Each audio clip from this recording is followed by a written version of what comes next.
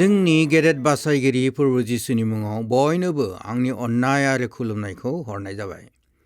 दिनैनि बाइबेल सिरि आयदायाव जों तितुसनि बालाब 2:11 आरो 12 सिरिखौ नायनि।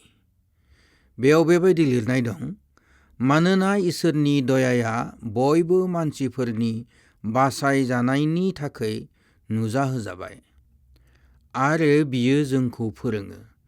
जों बरसा खालामनाय बोर होजानायनि दिनखौ आरो महान इसोर आरो ख्रिस्ट' जिसुनि समायनायनि नुजाहोजानायखौ लामा नायै नायै इसोरखौ खुलुमैखौ आरो संसारनि लुबैनायफोरखौ फोलानानै थर गोनाङै आरो धोरोमियायै आरो इसोरखौ खुलुमै दानि संसाराव गोथाङैनो थानो नांगौ होननानै। आंगो खोनासंग्रा लोगोफोर, बे सिरिखौ गुरै रावाव बुङोब्ला इसोरा संसारनि गासै मानसिखौ बासायनो थाखाय फोरबो जिसु ख्रिस्ट'खौ हरनानै गावनि मानसिनि सायाव थानाय अननायखौ रोखा रोखा दिन्थिबाय।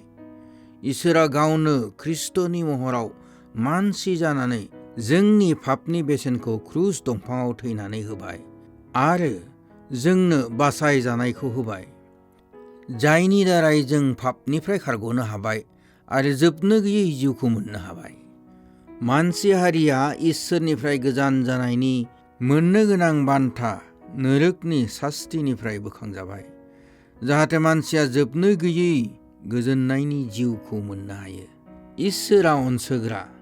बियो जोङो गाज्रि लामाखौ नागारनानै मोजां लामायाव थाबायनो थाखाय बुङो, जेरैहाय बिमा बिफाया गावनि गथ'खौ गाज्रिनिफ्राय हमथायो।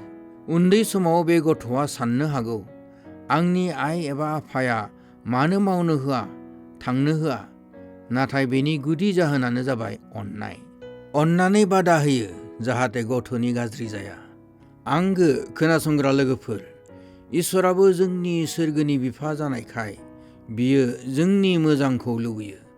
बिनिखायनो बे तितुसनि बिजाबाव जों बयखौबो बुंदों, बे संसारनि गासै गाज्रिफोरखौ नागारनानै इसोरा मोजां मोननाय लामायाव जों थाबायनांगौ। इसोरा जोंनो गाव गावनि गोसोखौ हमथानानै गियानि जानानै बे संसाराव थानो थाखाय फोरोङो। बियो जोंखौ गोथों हाबाफोरखौ मावनो थाखाय फोरोङो। बियो जोंखौ माबायदि थांनानै थाब्ला बियो मोजां मोनो बेखौबो फोरोङो। आंगो खोनासंग्रा लोगोफोर, तितुसनि लिरनाया दिनै जोंखौ बेखौनो गोसोखांहोदों, जों आफा इसोरनि अननायखौ मोननानै बिनि होनाय बासायजानायखौ नाजावनानै गियानि बायदि बे संसाराव गाज्रि लामाजों थाबायालाबानो इसोर मोजां मोननाय बायदि बे संसाराव थांनानै थानि। अब्ला जोङो जोबनायाव जोबरोङै खेरिथिखौ मोनगोन। इसोरा नोंथांमोन बयखौबो आशीर्बाद खालामथोंसै।